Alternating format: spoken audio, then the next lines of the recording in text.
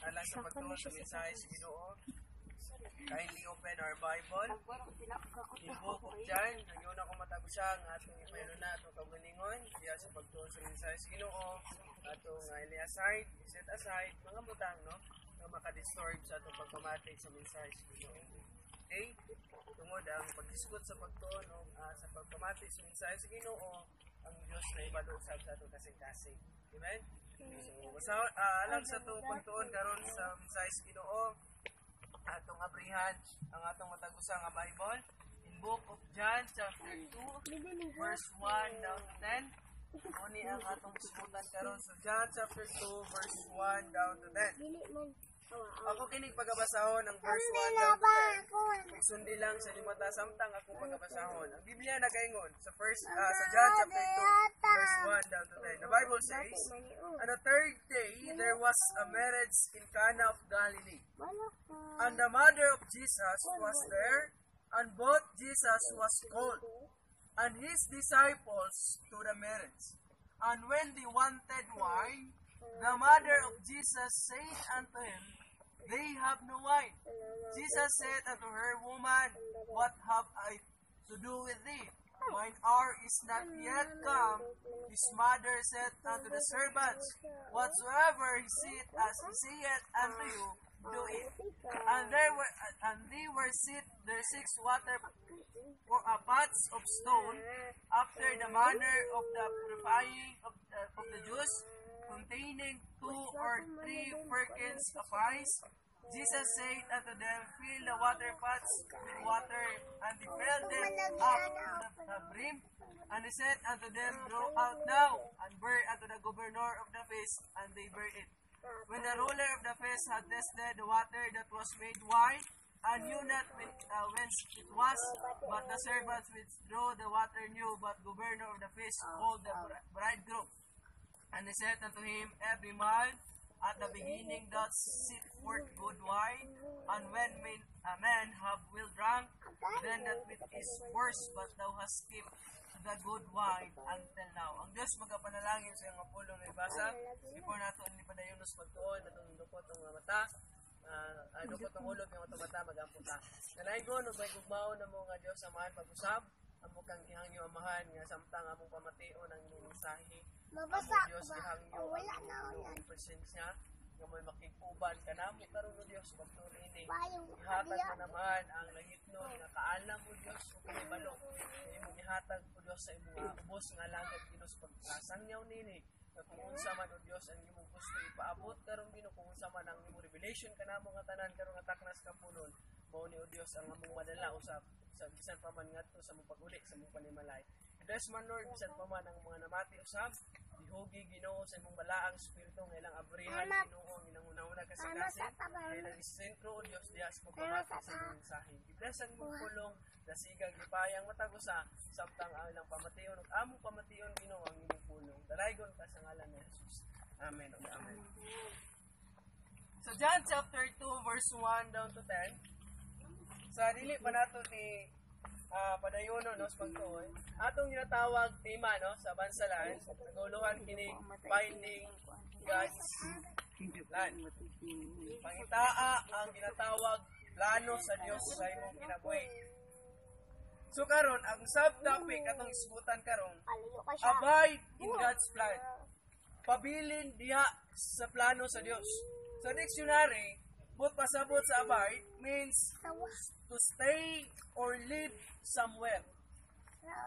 Ang gusto sa Ginoo sa atong kinabuhi, as we seek the plans of God in our lives, samtang atong gifind, samtang atong gipangita ang plano sa Dios sa atong kinabuhi, ang gusto sa Ginoo that to live. Ang gusto sa Ginoo nga magpabilin ka ug mo stay ka diha sa plano sa Dios. Hay? Sana bang sabutang ba no? Nga kung imo nang naibal-an nga kini ang plano sa Dios nga kinahanglan sa panahon sa panimbaho na ako sa simbahan. Abay, pabilin. Bisag mingon na karon na Domingo ha, mura ni plano sa Dios nga mato ko simbahan. Sunod Domingo din akong balik. Imo nang Ginoo. Sa panahon nga imo nang nasabtan, imo nang nakita ang plano sa Dios sa imong kinabuhi. Stay. Pabilin ka dra. Amen. Kung ang gusto sa Ginoo sa imong kinabuhi nga yang plano, kinahanglan nga mudaog ka kalag pabilin. Ay ang gusto sa Ginoo sa imong kinabuhi, ang plano nga gusto sa Ginoo nga imong pangitaon sa imong kinabuhi. Hangtod karon ug hangtod sa kahangturan, gusto sa Ginoo mudaog ka kalag. Amen. Hay, munang gusto sa Ginoo. Ano man? Kaya kung always lang ka matong simbahan, mamati sa nagwali, malingkod. So, imo sa Ginoo, pangita paglain pang plano sa Dios sa imo. Because every day, no? Matag adlaw, na ay lain na po mga mensahe nga gusto sa Dios nga pangitaon sa imo. Amen. Sa mga musika, no? Nabang mabait ka diha sa plano sa Ginoo nga Lord. Magpabilin kong Ginoo sa imong plano. Despite o Dios nga dunay mga kabalaka, dunay mga problema nga mag-abot sa kinabuhi, dunay mga kawanon, dunay mga pagsulay. Lord, I'm stay. Ginoo akong puy-an. Magpabilin ko o Dios sa imong plano sa akong kinabuhi. Amen. Abide in God's plan. Karon sa John chapter 2 verse 1 down to 10, naay panghintabo diri nga tulo ka eksena. First, ngano kinanglanon nga moabide ta, no? Pangutana, ngano kinanglanon nga moabide ta di as plano sa Ginoo? This is the breaking of words. Hay, nganong mo pabilin ka di sa plano sa Ginoo, magpabilin ka sa plano sa Ginoo sa imong kinabuhi. Ngano man, mauni makapabungkag sa problema sa imong kinabuhi.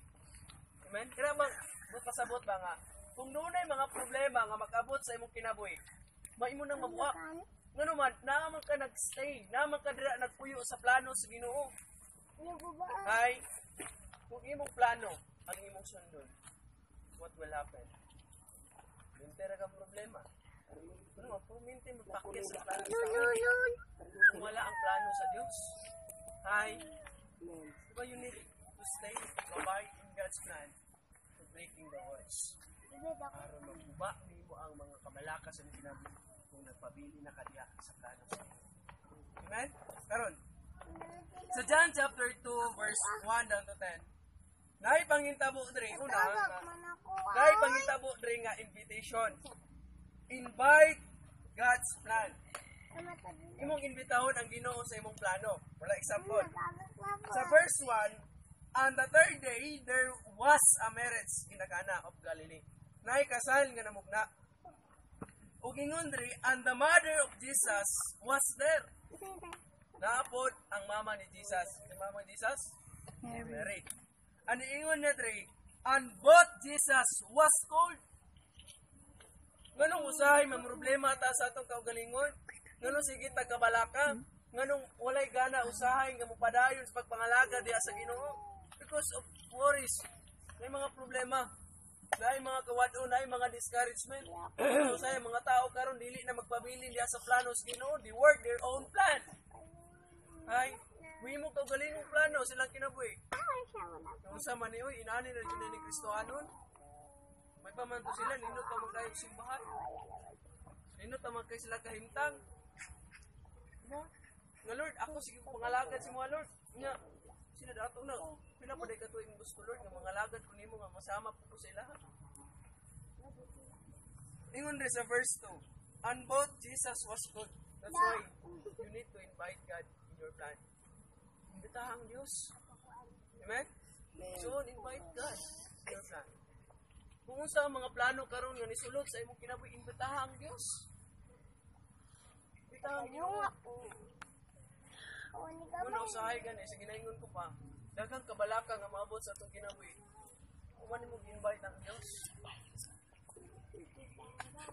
Ang Lord, anong inani man ang akong kahimtang Ginoo, anong inani man ang akong kinabuhi karon, grabe man mga problema. Invite man mo ang Dios. Before ka nag-work ka ng butanga, do you invite God? Hi. Dapat mo invite ang Ginoo. Nga Lord, kining butang akong paghimuon o Dios sa akong kinabuhi, I will invite you. Kining mga plano o Dios nga akong lihokon sa akong kinabuhi, I will invite you. Amen? Ano man? Sa ikadua, naay diri. Ang problema diri, una, balik na. Ang problema diri, there's a problem. No? Sa verse 3, Na si Jesus, invite nila. Dunay organisasyon nga nahimo nga mao ang kasal. Invite Jesus. Invite nila ang Diyos. Verse 3. And when they wanted wine, the mother of Jesus said unto him, they have no wine. Ingon si Mary, kaniadto manggod, ulaw kaayo sa paghimo og kasal, kumautan kag wine. Okay lang, kumautan kag pagkaon, basta ayaw lang kautan og wine. Mauna ang pamatakaran kaniadto sa mga Hudiyo. Malag, mutan ka og sawa. Baboy, sabangay mong ihanda sa imong kasal. Okay na, kumautan daw na sila kaniadto. Pero ayaw lang yung wine. Mauna ang ilang traditional kaniadto. Tradition nila. No? Ulaw na kaniadto, kung di mo kakasal, kasunod si Brother Jandy kaniadto. Kumutan ni wine. Ulaw kayo na. Okay lang kung siya handa. Mutan og kanon. Ulaw ka ni Anto kung mautag wine. Ingon sa verse 3. Nakita sa inahan ni Jesus. Nakita ni Mary nga maong inahan ni Jesus. Ngayon niya, they wanted wine. Ingon niya 3, and when they wanted wine, the mother of Jesus said unto him, they have no wine. Sa panahon nga nagpangita si Mary og wine, ang yun sa Bible, wala yung wine. They have no wine. And then yun rin, sa verse 4. And Jesus said unto her, woman, ingon niya rin, what have to do with thee? Mine hour is not yet come. Maupod ni. Ngusay, mawad ang talon. Gabi nag mga kabalaka sa akong kinabuhi. Daga nag mga pagsulay sa akong kinabuhi. Na mga diskurahi nga nag-abot sa akong kinabuhi. Noon siya nung imuon. Bitaw, sa wala pa na niabot ang problema, do you invite God? Invite man mo ang Diyos? Ay, tira pa tao sa hay, sige. Inom sa Diyos. Tira pa ta sige, Diyos, Ginoo. Nung naapa ka sa pagmugna o paghimo utaan ang plano. Invite ang Diyos. Ay, ba ninyo? Ingon rin, padayon. Ingon si Jesus nga, Jesus said unto her, woman, what have I to do with thee? Mine hour is not yet come. Kinahanglan po ni Jesus. Once you can invite ang Diyos sa butang nga gusto ni mo imuon sa imong kinabuhi, nga imong nagpabilin ka diha sa plano sa Ginoo sa imong kinabuhi, kinahanglan po ni Jesus. Magpaabot ka. Kasi magdali-dali ka. Nga Lord, mao na ba jud ni ang imong plano sa akong kinabuhi? Ginoo, maminyo ko ng tawhana. Aski, siya yun? Huwag nilain, Lord. Sige, tagdali. Ginagin na. Ayaw pagdali. Hindi kita magdali. Gusto ta nga. Parang nagtahan na siya yun. Patingon ni Jesus Christ, my hour is not come. Wala pang akong oras. Muna sa Ginoo nga, sa panahon nga nagpabilin ka sa plano sa Ginoo, naglakaw ka sa plano sa Ginoo, kinanglan, kasi sumpabot ka. Nga naman, di ka tulog, naayos ka sa siya. If you abide in God's plan, naayos ka siya. Na may mga diskurahe nga mag-abot sa itong ginagawa. But there is solution. Yun rin sa verse 5. His mother said unto the servants, whatsoever he said unto you, do it. Pupuning ganahan kay Kuya Mary. Nagsalig din siya sa Diyos. Nagsalig din siya ng Kristo. Ano naman? Pumaning si Mary nga, oy mga servants, kung unsay isugo aning tawhana nga sa Jesus ay muktuman ha? Ano ang sa inyo sa Bible? Ingon si Mary, mga servants, mga sulugod. Bisan unsay iingon aning tawana nga si Jesus. Kumana ninyo, do it. Punang gusto sa Ginoo. Mo niyang plano sa Ginoo sa imong kinabuhi. Ang Diyos mingon na, inani. Brother Jandy, mo ni ang akong plano sa akong kinabuhi, sa imong kinabuhi. Mo ni ang akong plano sa imong kinabuhi. Lihok, Namay mong pastor. Si Sir Rizal, inaano ang gusto na kong plano sa imong kinabuhi. Namay mong kang Bible woman. Amen. Amen. Amen. Ay na, pastora. May pastora. Pastora may giingon sa Ephesians. I will give you a pastors, teachers, evangelists, preachers. So, ay lang pastora. Kaya may pastora sa Bible. Buhay mo yung gusto. Wait mo ang plano sa Ginoo. Ang babae sa pastor. Diba? Ingon ang Ginoo si Mary. Kung sa ingon. Kanina? Kanina may mga gusto ko. Sinuot ang Isang mga gusto sa ay Ginoo. pastora. Plano sa imong kinabuhi karon. Amen? Pumato ta simbahan, bisan ulan-ulan. Dahil ng panahon, mato ta. Kasi mag-unaw na nagtabang. Dahil sa ilan ron kay ulan ba? Naguro kong simbahan, kung nagkaulan naman. Samtang wapaniwan. Amen? Amen. Bisan, tugnaw kay paminaw. Ikaw pa simbahan. Amen? Ano naman, talo na sa Diyos. Do it. Muna si Mary nga. Okay, mga servants, lukon. Tumanan ninyo ni. May plano na si Ginoo. Kaya nga naman, nindot kaayo ang ginatawag results sa mga pagkitabo. Ingan natin. In verse 6, no? And there were 6 water pots of stone after the manner of the purifying of the Jews, containing 2 or 3 firkins of ice. Jesus said unto them, fill the water pots. Muni ang Ginoo, usay ba yan magduduwa ta kung usay sugo sa Ginoo kinabuhi? No? Lalo, seryoso ka. Inana gud Ginoo mahimo kang pastor nga di man kay kuhaon wali. Wa man kay koy kaalam sa Bible. Suon. Pag-una-una. Amen? Ano man? Ang ipangita sa Ginoo dili mo kalam kundi ang kasing-kasing. Naaba kay gugma sa ministry. Ay, naaba kay gugma sa pagdaog kala. Mura man na, di man pa-bright time. So, kailangan yun ay nag-mathematics, kailangan yun ay nag-science, kung daw kakalag, kung may apit, kung gusto si Ginoo, kabalo, nakagugmang ang daw kalag. Sige po. So, yun na rin. O, nanig, kinahanglan obedience. You need to obey. Anong pili mo nga lisod ang plano sa Diyos yung pinapag-obey lang? Ano man, kung ang Diyos lang yung plano, hindi tayo lang resulta. Amen? Kay, ito ka Moses, lisod to saya. Pila gud ka tao iyang pagkanato. Plano naman to sa Dios kasi Moses gyud ang magpamala. Di ba? Sumo po ni karon sa imong kinabuhi nga pili mo nga lisod ang plano sa Dios sa imong kinabuhi. Pabilin lang. Abay. Amen? Abay. Ano man ito katigaan sa Ginoo? Plano man ito di mo kaya. Ay, apa niyo? So kinahanglan ingon rin, kinahanglan yes, tuman, ingon ang Bible. Jesus said unto them, ingon na to Manila, fill the water pots with water and they fill them up to the brim. And verse 8 down to 9, this is the solution. Na ano yung solution? If you invite Jesus Christ in your plan, sa imong kinabuhi, kung abide ka, kung pamilya niya ka, naaging solution.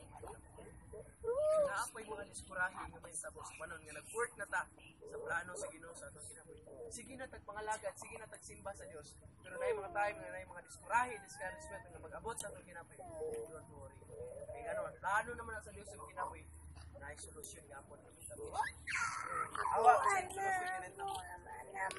Isa said to them, with the water pots, and they fill the water pots with water, and they filled them up to the brim, and they said unto them, throw out now, and bear unto the governor of the feast, and they bear it, when the roller of the feast had tested the water that was made wine. Hi. Amo? Yun ang Bible. Ingon ni Kristo nga. Sundan sa gobernador. Ibutang niya itong panudlanan o away. Ibutang abot niya yung tubig. Nagdala sa gobyerno. Sa maong kasal. Ingon niya. Ingon ang Bible. And that limits yung three servants which drew the water knew the governor of the feast called the Ayadri. With the ruler of the feast and tested water and was made wine, and knew not which it was, but the servants which drew the water knew. The governor of the feast called Mag-bake right. man siya. Mag-bake. Kung sila kung masagikan, sa'yo baya, kung ka pa tama, unang tanang plano sila sa yung Mag-bake siya. ano ba, ano ba yung plano sa ginagawa? So, yung mga tao na ngalapas na mga sa unang plano sa Tayo ko ba ito?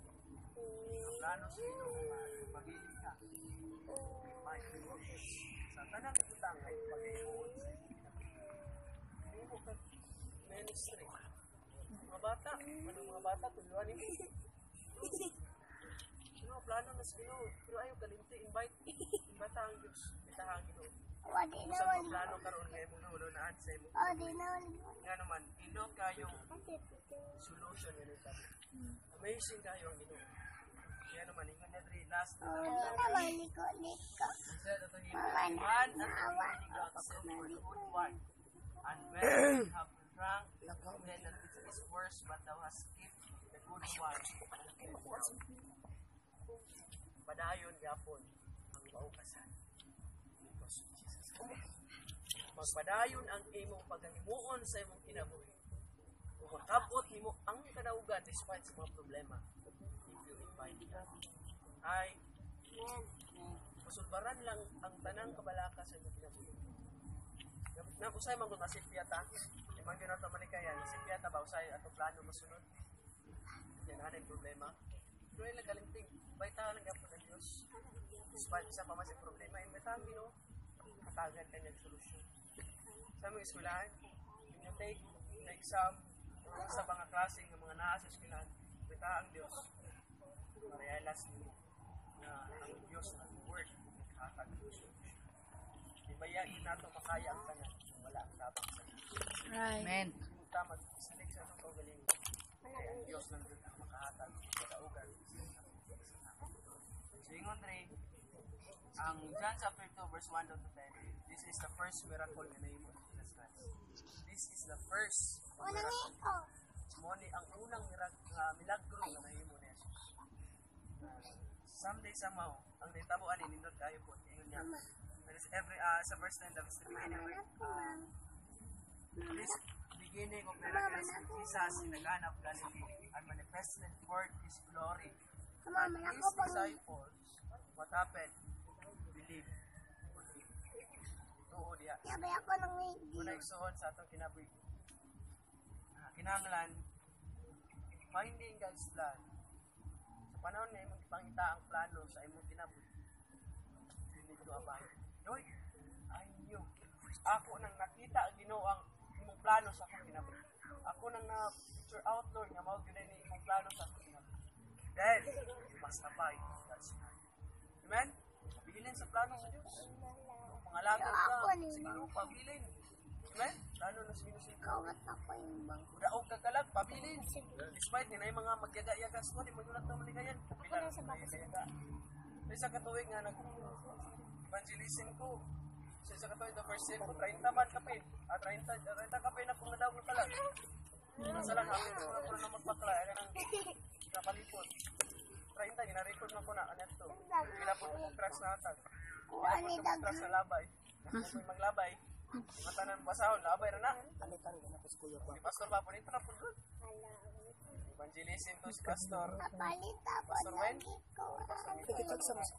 Badada, nag-evangelism siya. Kapalit lagi ko. Kaya siya nga, namin pa tayo stories puro. Kuha. Stories lang, evangelism niya. Kaya siya nga, pag-abot sa unahan, naglabay-labay na nagbato. Sige, mama. Bato mas kasada. Ayaw. Ingon na itong mga tao na ito. Pastor ka? Buwang man to. Ingon ka itong inuwan, gusto niya buwang man to. Kasi nga wala pa pati pang nagiyado sa pag-survey na buwang nito. Hindi nga sila pag yun ang magawag. Buwang nito. So muna, ison. Magdawag na itong kalat. Sa naay mga pagyaga-yaga. Mga tao nga sa mga reject sa itong mundo. Balaka. Kung ang plano sa Sino, padayon lang. Babay. Stay. Uy, ina. Mamudaog kang kalat. Pabilin ra. Kaya nga naman, someday somehow, ang Ginoo doon na reward. Yan lang para sa inyo. Let us pray. Sanay ko, ano ba, kung baon na mo nga Diyos, salamat Ginoo sa imong pulong. Ang nabati karon panigan. We find your plan, Ginoo, sa mong kinabuhi. We need to abide, Lord. Kapag Ginoo mo kasing-kasing. Ginoo, pang amo ng nasig, Ginoo ang mong plano. Sabi na, O Diyos, nga mahimo kami di mong alagan. Mahimo na kami, O Diyos, nga pastor. Nga mo daog o kalang. Tabangi kami, Ginoo, kanunay. Nga mo abide, O Diyos. To stay, Lord. To live, Ginoo. Nga mo ingkuyan, O Diyos, sa mong kinabuhi. Nga magpabilin kami, Ginoo. Until, O Diyos, nga ikaw mubalik, Ginoo, kalbutana. Lord, bless man, Ginoo, mo kay sunan karon. Ngayon mo nakita, Ginoo, natataw ang mong plano nga mupadayon, O Diyos, musimba mo dahil sa imong ngalan. Hinaot mo ang ngalan, hinaot mo na unaon nga magpabilin, Ginoo, sa imo, O Diyos, pangalaga o pagdahil sa imong ngalan. Kanamo nga tanan, O Diyos, salamat sa imong pulong. Bless ang matag usa, i-bless ang iglesia, Ginoo, sa sinawilan, provide, Ginoo, ang mga needs, bisan pa man, Ginoo, ang building, Father God, ang church building, Lord, ang pangandoy, ito nga nga tuo kami nagasalig, nga diha kanimo, wala imposible, kung tuo kami nagasalig. Bayang matag usa, salamat ka sa ngalan na